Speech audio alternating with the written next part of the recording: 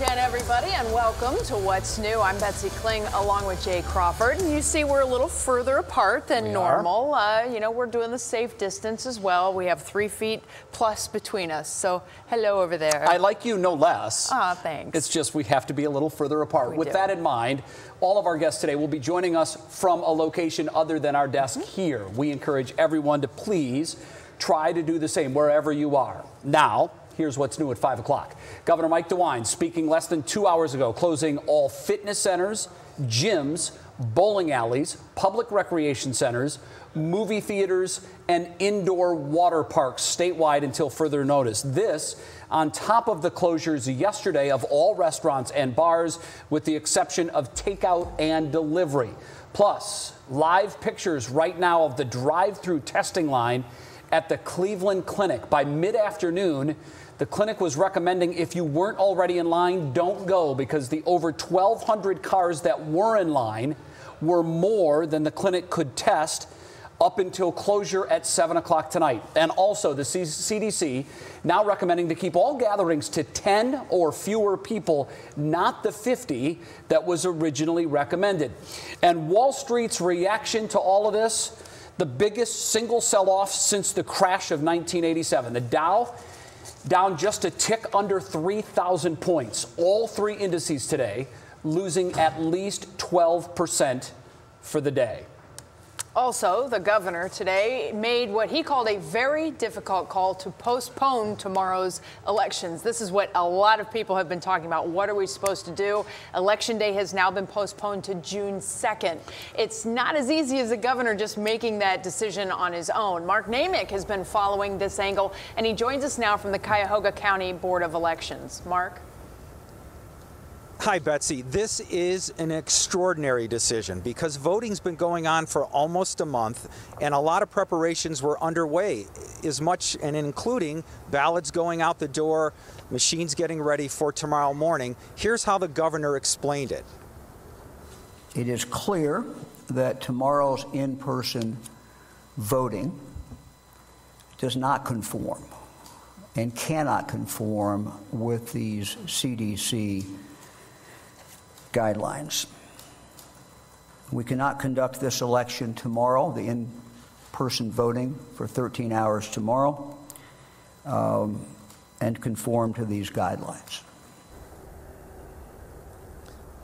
I've been covering elections for more than 25 years in Ohio, and it really was unusual. Just hours ago, this parking lot was full, and people were going by, as they are right now, dropping off ballots. Inside, it looked a little different. People had masks and gloves on, some of those voters, all in preparation for tomorrow, and election officials were caught by surprise because we were here and they didn't know. Betsy and Jay? Well, certainly there's a lot of people who have questions about this.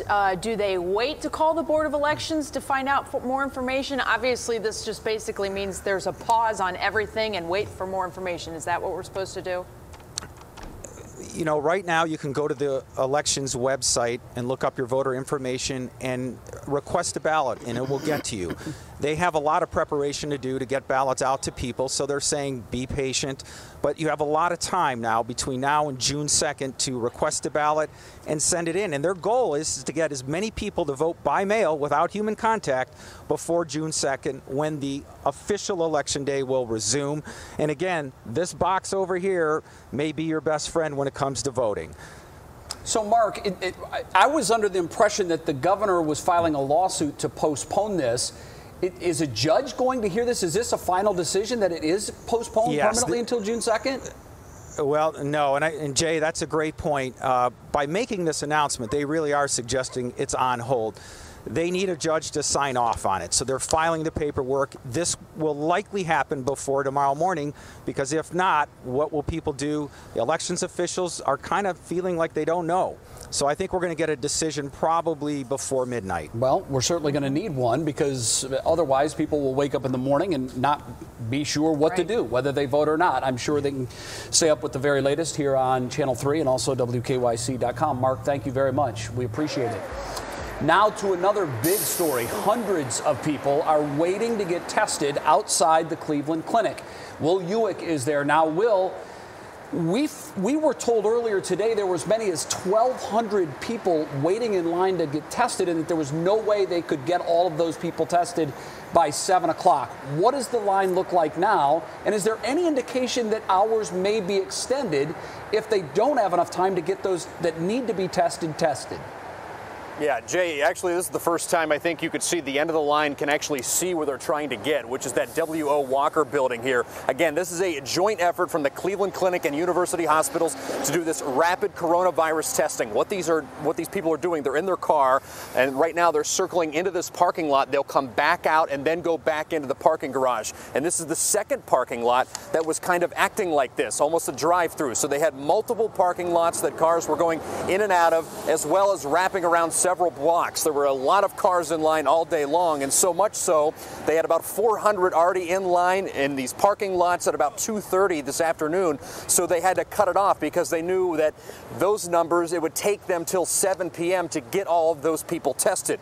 So to answer your second question, Jay, absolutely. This is a very liquid situation, a very fluid situation. They're moving things around and testing everything, looking at everything day by day. I just spoke with someone from the Cleveland Clinic and University Hospitals, and what they've done is opened a second location called at the UH Landerbrook facility down in Mayfield Heights. It's going to operate very similar to this with the same hours. Opens at 11 a.m., goes to 7 p.m. Again, you will need a doctor's order, though, to get that test. Both of them will be from that 11 to 7. You drive up, you have your doctor or a throat swab, and they are expecting to get those tests back within a day. But again, a very fluid situation. So if both of those locations appear that they can't sustain the amount of people coming through, they could look at this and change it again. But as of right now, that's their plan going into tomorrow, guys.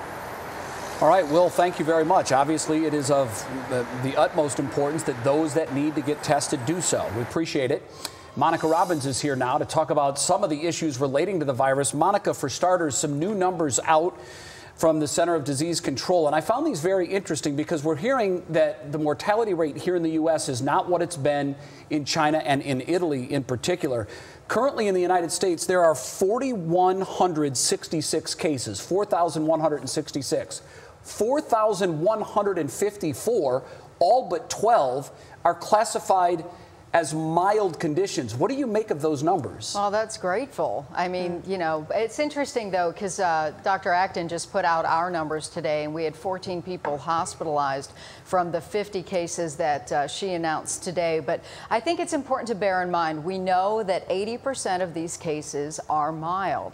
So those numbers pretty much ring true to what we do know from what we've seen in China. And it's important to note that Italy is a little different. A lot of the people in Italy are a little older, and what they're seeing is why they're seeing a much higher death rate is the fact that so many people over 80 are passing away from this virus there. All right, well, now the CDC is recommending to keep all gatherings to 10 or fewer. Started as 100, went to 50, then 25. Now that CDC number is 10. Obviously, this has to do with the social distancing, but this is kind of a significant crackdown. Well, tomorrow's St. Patrick's Day. And I know a lot of people are upset that the parades have been canceled and the bars are closed. And, you know, frankly, this is one of those things that they're really, really trying to get the point across that we have to stay apart from one another. And, you know, the only way to control this virus is through social distancing.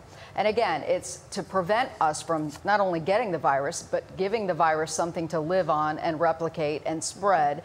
But the main purpose of this, you saw the line at Cleveland Clinic. So it's so imperative that we prevent this virus from a mass spread, and we don't let our health systems get overwhelmed. You've heard that term, flattening the curve. We can handle cases if they come in at a trickle. If they come in a mass, huge, you know, one big time at, you know, one big bunch of cases at a time, we're in a lot of trouble because then, you know, our system is going to be just overwhelmed. Trying to control that spike. We're doing something a little different. We told viewers that we formed our Health Hub, which is here to take viewers' questions and get as many of those answered as possible. Today we're focusing on the mental side of this. What are we doing here in about 10 minutes? Yeah, that's really important. One of the things we've been talking a lot about the virus and the symptoms. Today we're going to be talking about, what do you tell your kids? Today a lot of kids didn't go to school, and a lot of kids are scared, and I think a lot of us are frightened about all of this. So that's one of the things we're going to focus on. We have a psychologist here. We're going to talk to you about how to get through and keep your mental health on par, and how to give you tips on getting through all of this. Right? How do you explain a virus to a 5-year-old? That's what It's the tough. challenge that I like. It's a germy, or how do you explain how things are, spread? We've equated it, quite honestly, to superfine glitter. Because we love glitter. Put it in terms she can understand. And glitter goes everywhere. Yeah. So we're equating the virus to glitter at our house. That's the best we can come up with so far. So we're looking forward to hearing from the experts. Great way of explaining it, Beth. Yeah. Well, we try. All right. Thanks so much, Monica. Sure. Well, now to your feet at 5. A lady named Amy Driscoll is the second person in Summit County to be diagnosed with the coronavirus. The Hudson woman told 3 News investigator Rachel Polanski she's quarantining herself inside her home. Rachel took all the necessary precautions and spoke to Driscoll through her glass door. She also wore a mask. Driscoll was admitted to the hospital on Thursday with a fever, cough, and shortness of breath. On Saturday, she says the results came back. It was positive. She's not traveled out of the state, so she believes this is community spread, meaning she just picked it up right around home. She has no underlying medical conditions, and her message for the community is this: take this virus seriously. I, was out living my life, doing my thing, going to the grocery store, taking care of my kids, doing my everyday life, and now I'm not. I'm grateful that my immune system responded the way that it did, and that I'm strong enough, to do that. But I really fear for people who have a compromised immune system or people who are sick. Well, Amy has been at home in self-quarantine with her son since she was released from the hospital. Her son is not sick. He hasn't shown any symptoms. And we'll have more on Amy's story at 6 o'clock. And I think that goes to the idea, the best advice I saw all weekend long. Just assume you have the virus and you don't want anybody else to get it. Yeah. Instead of the attitude of, I don't want to get it, just make the assumption in your head, imagine that you do have it and you don't want anybody else to get it. How would you act in that situation? Yeah. And we know now that the vast majority of young people don't exhibit symptoms. But they carry it. People that have tested positive for this virus, young people, have had no symptoms. So that's where the danger is when these young people who feel they're healthy, they have no reason to believe they're infected, are around those at risk, the elderly.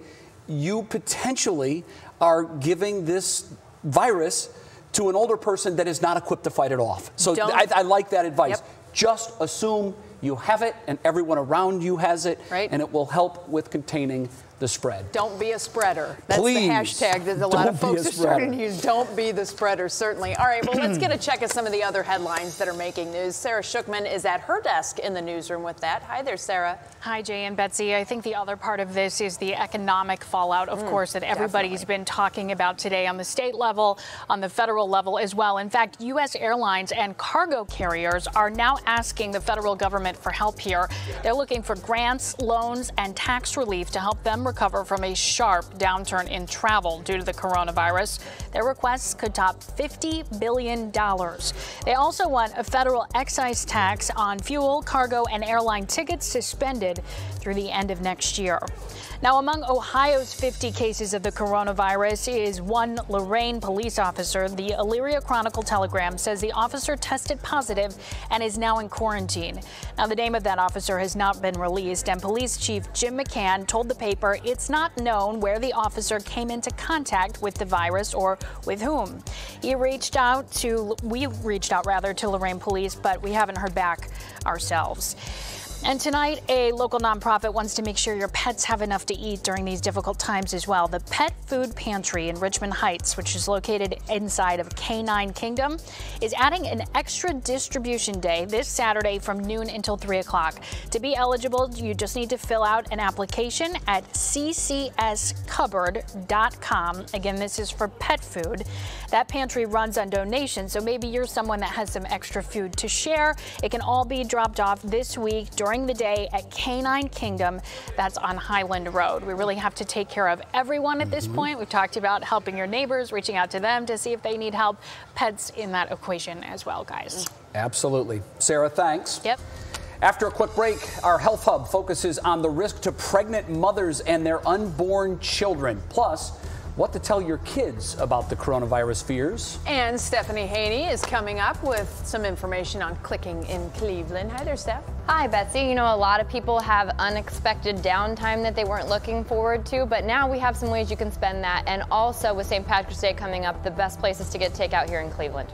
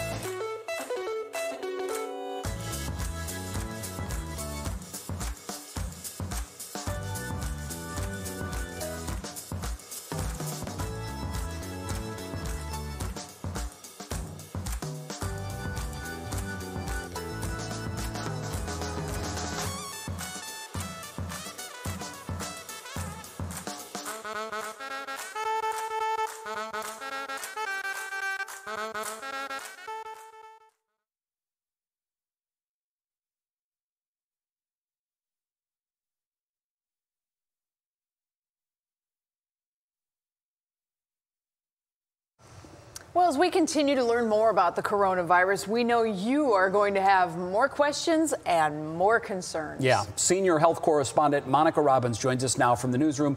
She's joined by a psychologist today, Lori Stevick-Rust, to discuss how we talk about this virus with our kids and, quite frankly here, how adults process all of what's going on. Because, Monica, this is uncharted territory for all of us. We all have concerns. I know, Jay. You and I talk about this every day. So that's something that we need to do. And Lori, we go to you all the time. You are a health psychologist. So your phone has to be ringing off the hook. It is. It is. You know, again, I think to your point earlier, anxiety is everywhere around this issue.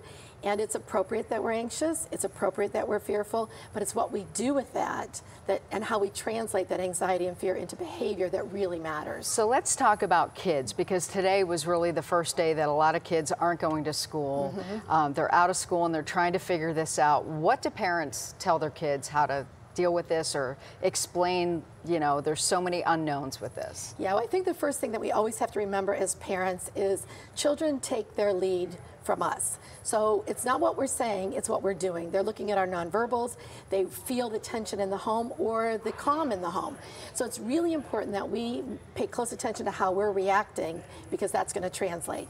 And then I think the second thing we really need to pay close attention to is to first ask the questions.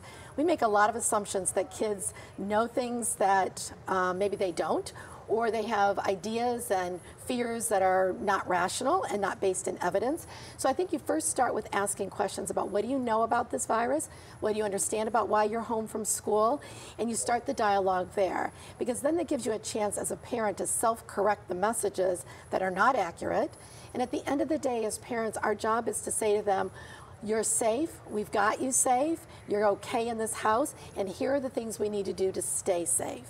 Do you think it's really going to affect kids, the kids who are doing online classes, that sort of thing, that, you know, in the interim they're still dealing with all this other stuff happening? Well, I think that the idea that, you know, there's the online classes and then there is, you know, a change in routine.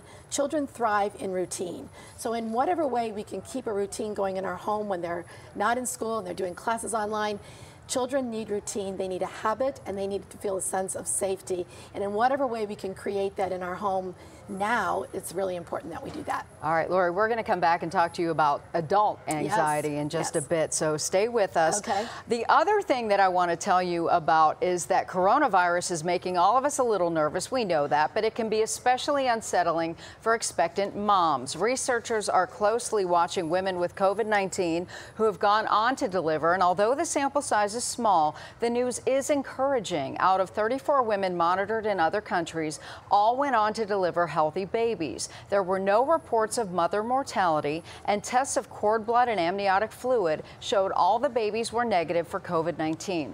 Now, the good news is, yes, the healthcare providers are still encouraging expectant moms to be extra vigilant.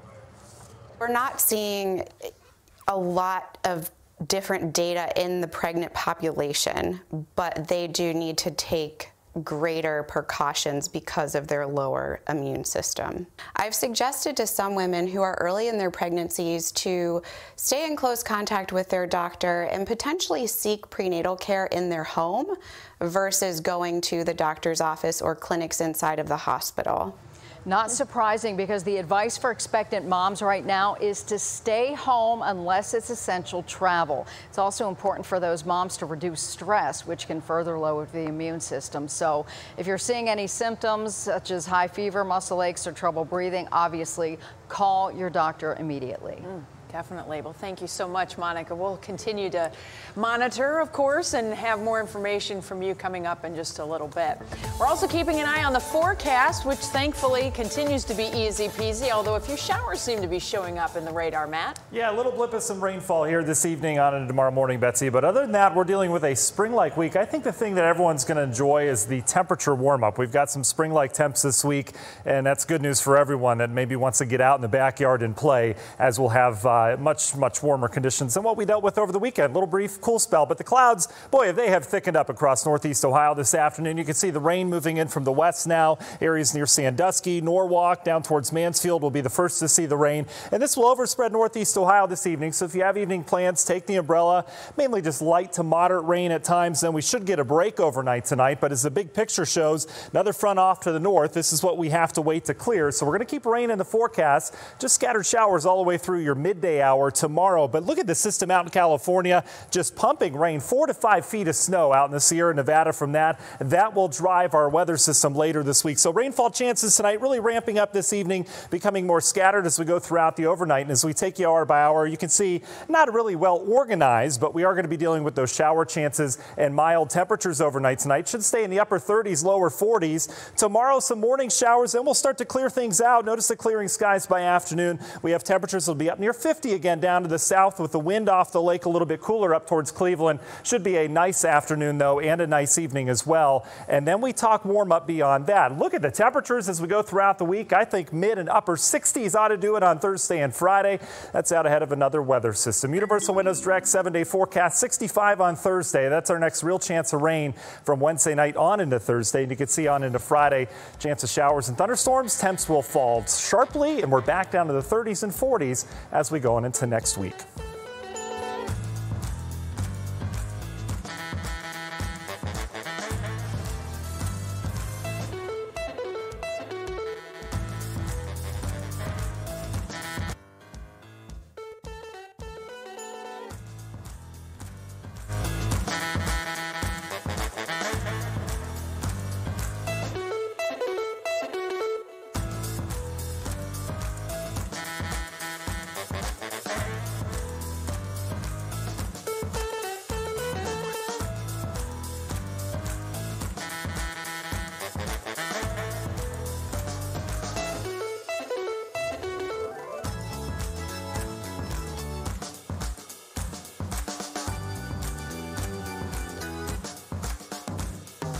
This is what's clicking in Cleveland, the Cincinnati Zoo.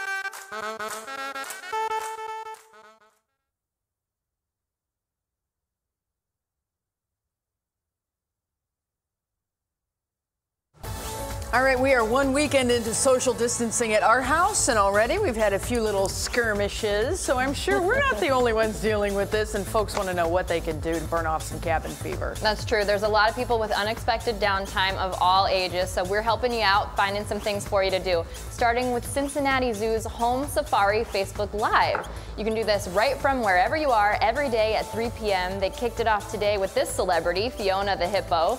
You may remember she was born 6 weeks early in 2017, making her the first Nile hippopotamus to be born at the Cincinnati Zoo in over 75 years. And with so many closures today, we may see a little bit more of this. There's a company called Fetch & Co. in Lakewood that's offering private shopping sessions. If you spend $200 in the store, there's no fee, and if you do go by yourself, there is Prosecco. There's contact information if you want to set up one of those sessions on our website and on our WKYC app. Some other things you can keep in mind. Inner Bliss Yoga Studio is offering virtual classes. Chef Michael Simon will be going live every day with how to cook a meal from what you have in your pantry. Ooh. Museums are offering virtual tours, and let's not forget the benefits of getting outside. The metro parks are open, so keep that in mind for the outdoor activities. All right, speaking of what's still open, no, you cannot go to restaurants and bars, which is a bummer for St. Patty's Day, but you can get delivery and takeout. We have a guide on where to get your corned beef hash fix. Here's a few to keep in mind. Downtown, you can go to Slyman's Tavern. East side, you can pick up from Hooley House. And on the west side, there is Murphy's Law. So we've got many more suggestions on WKYC.com and the WKYC app. So you're going to want to check that out ahead of the holiday. Pretty good. All good stuff, for sure. Sounds great. Thank you, Stephanie. Appreciate that. We'll be right back.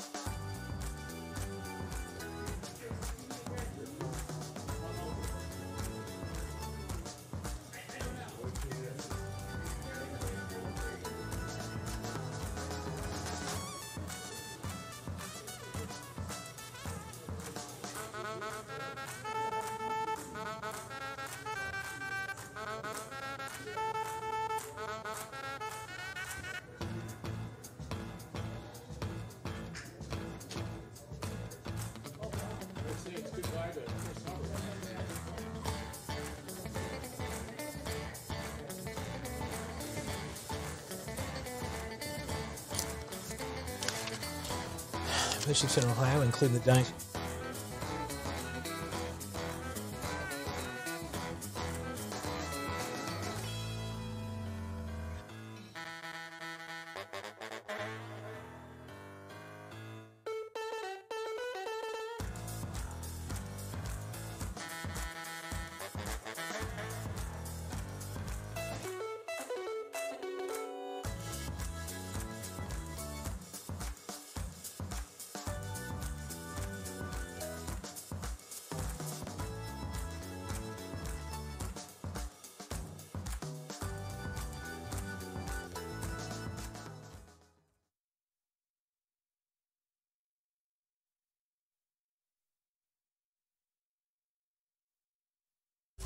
And now, live from WKYC Studios, this is What's New.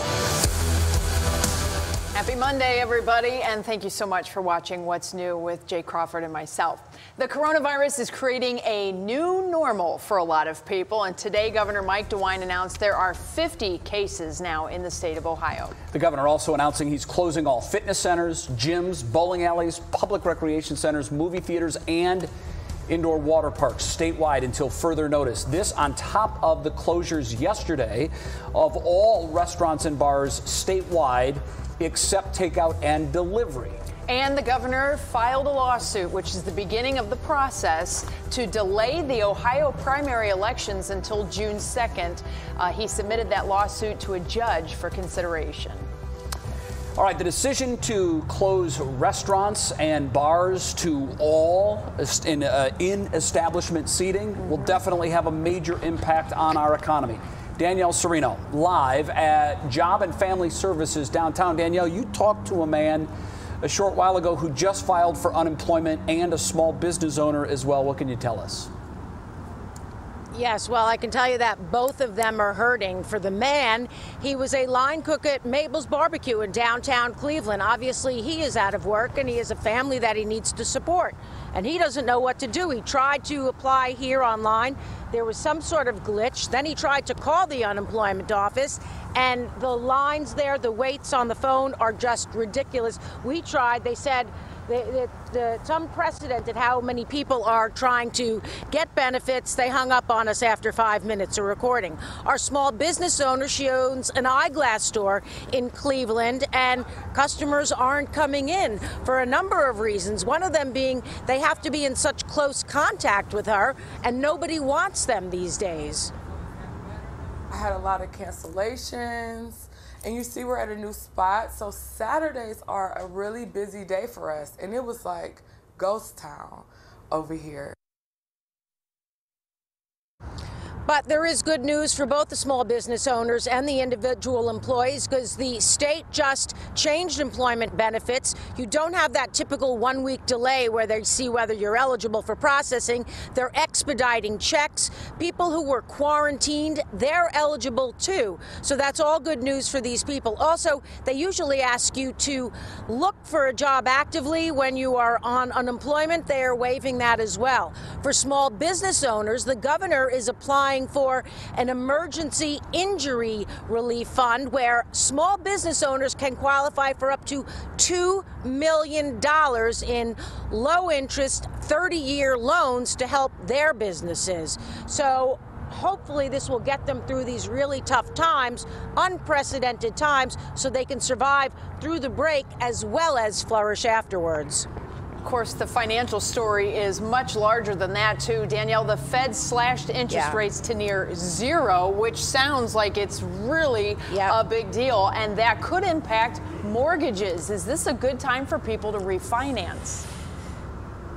Well, it's not a great time, actually, because when the Fed slash those rates, that's really the rates that banks have to pay when they borrow money. So they'd like it to extend to consumers, but it doesn't necessarily mean that. And obviously, experts say we could be headed into a recession, which means we're not going to get a break on that for interest rates, except for car loans maybe and other small business, refinancing. Longer term, they're hoping to see a change, and that's the time when people should try to refinance, maybe take out money on their home and pay off debts, or buy a second home. So that's the time really you should think about it. Right now, hold off and wait before doing anything. Yeah, I know. I read yesterday, Danielle, thanks, there is a push to make that lower interest rate available directly to the consumer. The bank's the middleman. Right. We go to the bank, which obviously gets its money from the government. We're paying the fee. If they really want to see a stimulus to the economy, you give huge individuals savings with their annual and monthly interest rates that they pay on mortgages. That also would be a way to perhaps stimulate the economy. There is a push for that. We'll see if we go that far. Right now, let's go to Russ Mitchell. He is standing by in the newsroom. He has other headlines making news this hour. Hi, Russ. Jay and Betsy, good afternoon, and good afternoon, everyone. Another coronavirus concerns cancellation to tell you about. In an unprecedented move, Catholic bishops in Ohio, including the Diocese of Cleveland, have canceled all masses, at least through Easter Sunday, April 12th. The bishops say they understand this may cause sadness, but they say it's necessary. They're urging Catholics to worship at home and listen to Mass on radio and TV. The owners of iconic Las Vegas casinos like the Bellagio, Wynn, and MGM Grand are shutting down now in response to the coronavirus. That shutdown, which includes hotels, takes effect tomorrow. No word on when they will reopen. And Starbucks is closing some stores and shifting to a to-go model at others for at least the next 2 weeks. The stores that will close are in high-traffic areas like malls. In the meantime, a growing number of other retailers are also closing temporarily. Those include Nike, Urban Outfitters, and Abercrombie & Fitch. And I was in a Starbucks this morning. Yeah, the seating areas are all gone. And if you give them your personal cup, they'll say, you know, we can't take that. So when I gave them my Jay and Betsy cup this morning, they said, that's nice, but we can't do it. So all things to know about when you go to Starbucks. Exactly. Things are changing, Russ. Thank you. We appreciate it. Thank you. Well, now it's time for our pop break, and we turn it once again to Stephanie Haney for a little more information on what's poppin'. Oh, what's poppin' today? The Bachelor and The Bachelorette just keep giving when it comes to Hollywood headlines. Tyler Cameron, who was the second runner-up for Hannah Brown's heart on The Bachelor last year, was actually spotted picking her up from Palm Beach International Airport in Florida. We have that video coming up for you. Now, naturally, that was sparking rumors that they're dating again, but sources say they are just friends. We've got some bummer news for Claire Crawley, though, the new Bachelorette. Filming has been postponed for at least 2 weeks. Claire is keeping her head up, though, writing on Instagram, "I've waited 38 years for these moments. What's a little bit longer, right?" So much maturity. This afternoon, movie star Idris Elba shared that he's tested positive for coronavirus, but that we should not worry about him. I just wanted to share my news with you guys, and I will keep you updated as how I'm doing. But so far, we're feeling okay. All right, man, stay positive and don't freak out. He tweeted the announcement that he has no symptoms, but he's been isolated since he found out about being possibly exposed to the virus, and that was on Friday.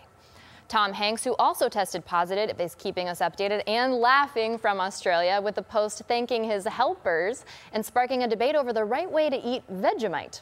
While his partner, singer Rita Wilson, also positive, is using her free time to crowdsource a playlist called Quarantunes, for people recovering and staying in.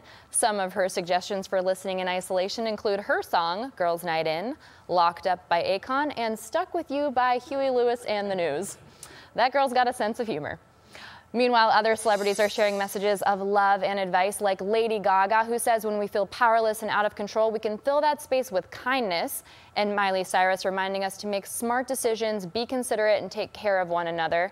And then there is Maria Shriver, who is also sharing calming words. She shared that on Sunday, writing that even though we might be anxious and get scared, we will get through this, and reminding us all to stick together. Making that point, you know, about the mental health and how it's so important, just as important as physical health, and we can all keep that in mind. Definitely. All right. Thanks. We appreciate it. Okay. So coming up, we've all heard this term, flatten the curve. On the other side of the break, we're going to explain exactly what that means and why it is so critical to controlling this virus. And the roads, well, a lot of folks are saying it hasn't been that busy out on those roads, Matt. Yeah, you're right, Betsy. This is a new normal, folks. This is rush hour across the Cleveland area. Not a whole lot going on traffic-wise. We do have a couple incidents to report. Eddy Road actually closed north and southbound. This is between Emily Street and Hayden Avenue. Truck ran into the bridge that has a railroad overpass, so that'll be closed for some time. And an accident down in Solon, Som Center Road at Pettibone Road. Some accidents there, but the highways and byways are clear. We'll talk about the rain and the forecast next.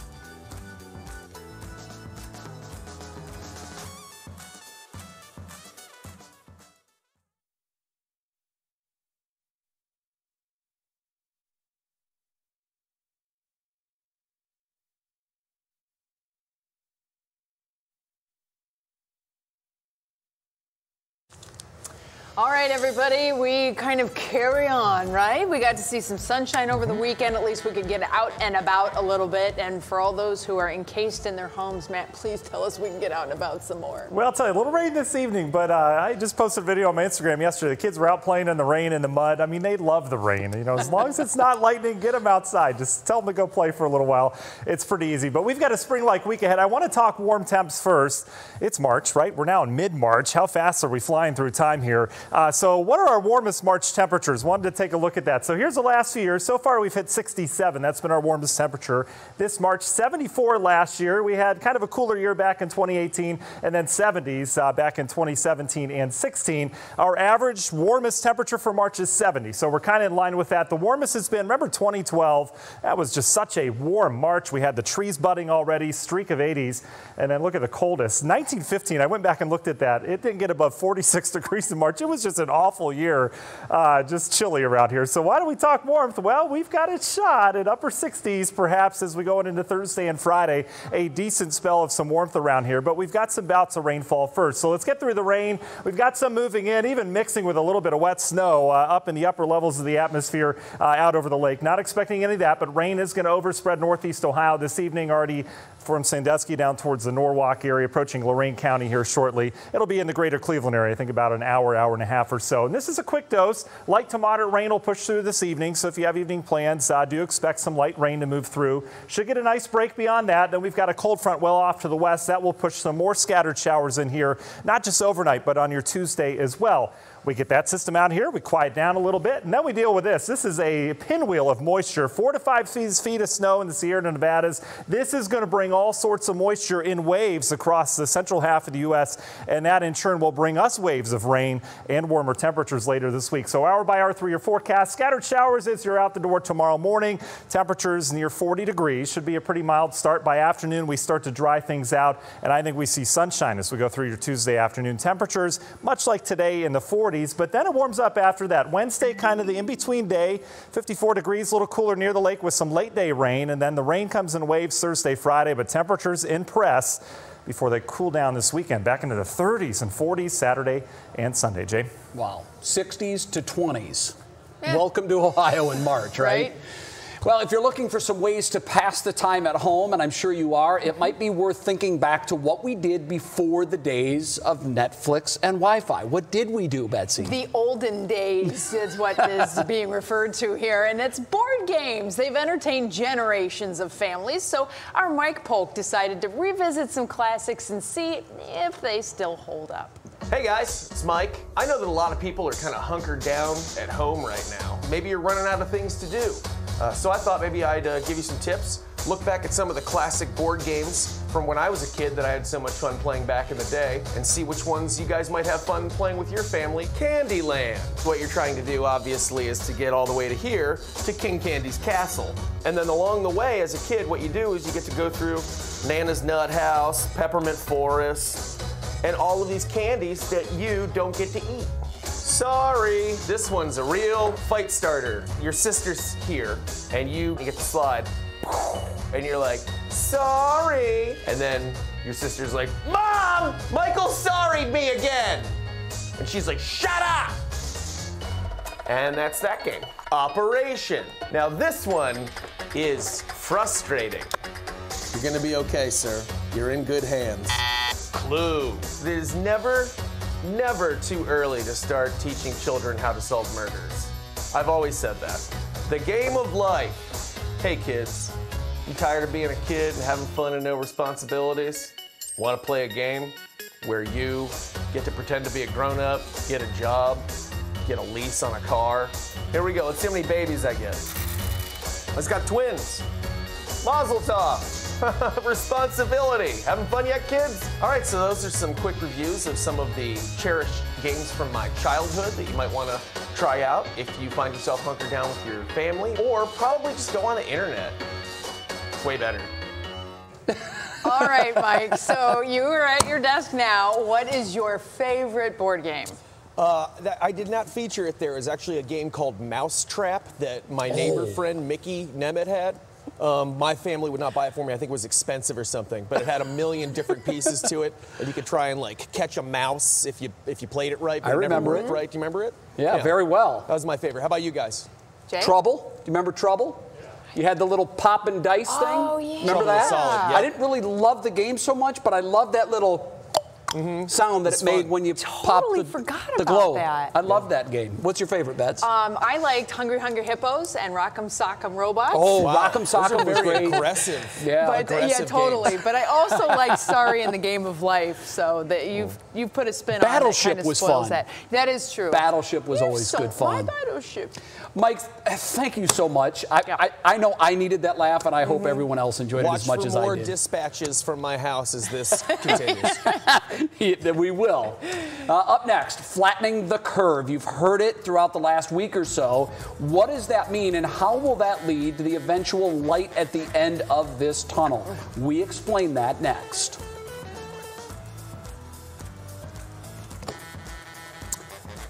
Honestly, that's... And Monica's standing by.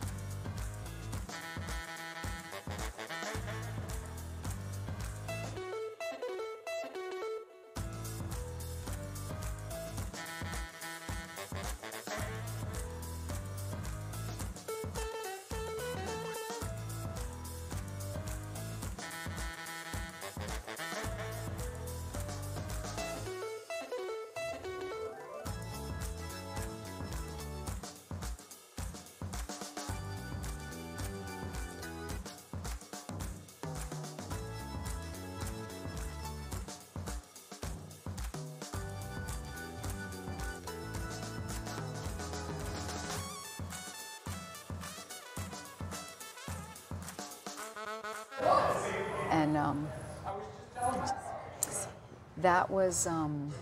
Your husband must have been I beside didn't tell us. him. Oh.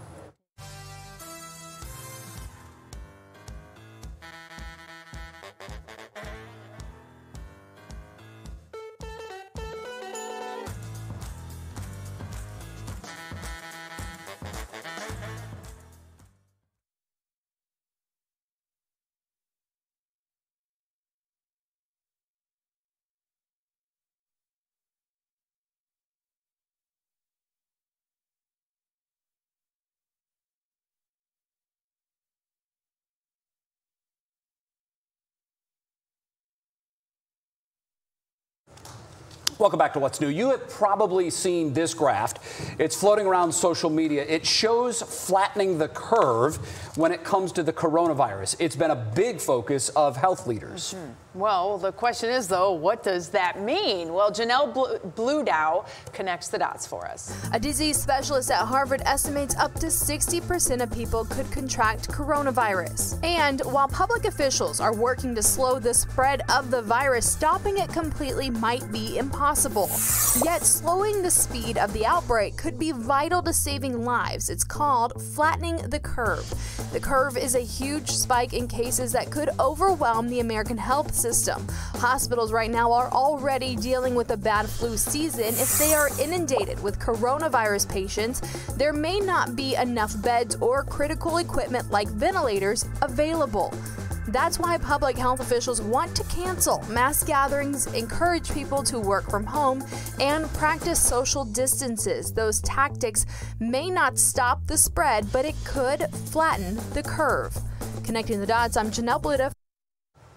All right, well, we are continuing to bring you the facts to help you calm your fears about the coronavirus. Senior health correspondent Monica Robbins is back with psychologist Lori Stevick-Rust to answer some calming questions. Monica? Oh, my goodness. And we have so many questions. Yeah. I have one for you. Yeah. One of the things we saw, all those empty store shelves and everybody, just going nuts trying to buy everything out of the stores.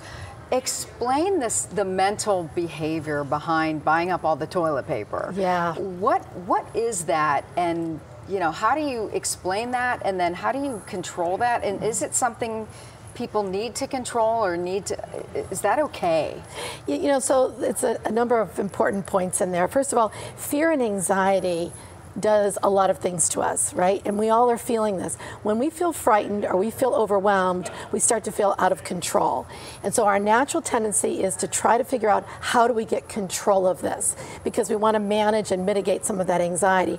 So we search for ways to control something, and there's very few things we can do right now to control it, right? We can manage things. And so I think the buying behavior became I need to do something, I can't just keep sitting at home and worrying, what am I supposed to be doing? Yes, I'm washing my hands, but what else? And then, it became you're going to be self-isolating maybe, you're going to be sequestered at home, so get your supplies.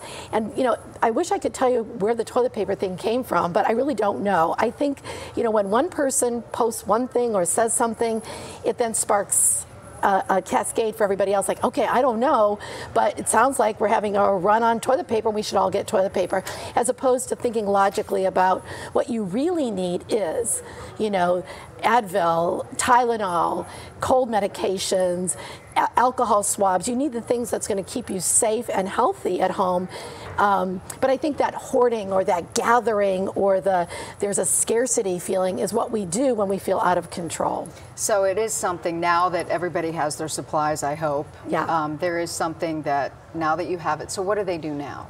Well, I think, now we're back to figuring out, again, we did all of that surge when the anxiety and the panic started. Now becomes, I hope, a much more methodical going forward strategy, which is there is still a lot of anxiety and fear because there's still a lot of unknown. But what we need to do is to translate that fear into something that is usable. Fear that just floats around just makes us anxious, and that's not good for our immune system. So taking that fear and targeting it in a very specific way, like, what do I need to do? What are the things that are the high risk for me? How do I manage that anxiety in a way that's going to keep me calm and safe? Because we're not talking about throwing caution to the wind. That's definitely not what we need around this time with isolating the virus. So I think translating it into something that's usable and directional for yourself. So we have a lot to talk about, Yeah. and Lori's going to be with us all week long. So if you have any questions, send them along. And like I said, we're going to be talking to her at the 6 and at the 7. Back to you guys. And I'm glad to hear that, because all of that advice from the doctor, Right. it does calm your fears a little bit, just to hear some rational thinking and how we apply it to our everyday lives. We need to figure out how to keep parents separated. That's kind of the next thing. Is that what you're working towards? Oh my gosh, Yeah. my parents, they're already just, Yeah. so it's going to be very interesting. All right, we're back to wrap up this edition of What's New right after you watch this short break. We'll see you in a minute.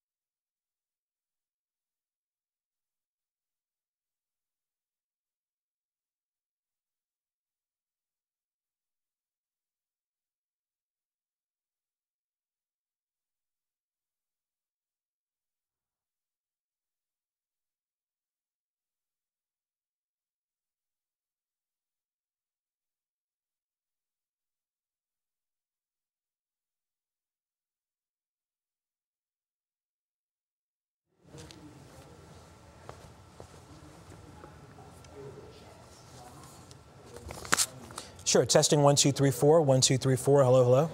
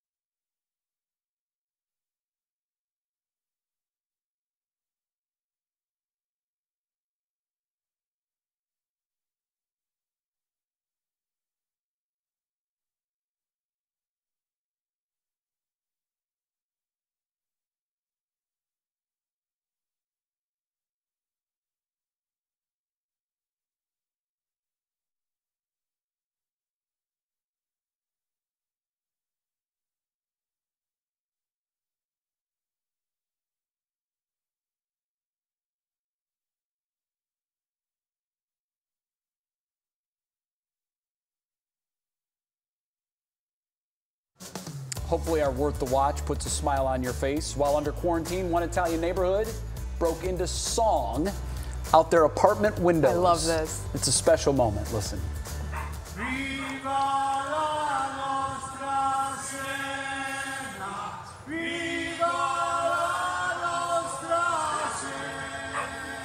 I love that. Us Italians love to sing. This is the town of Siena.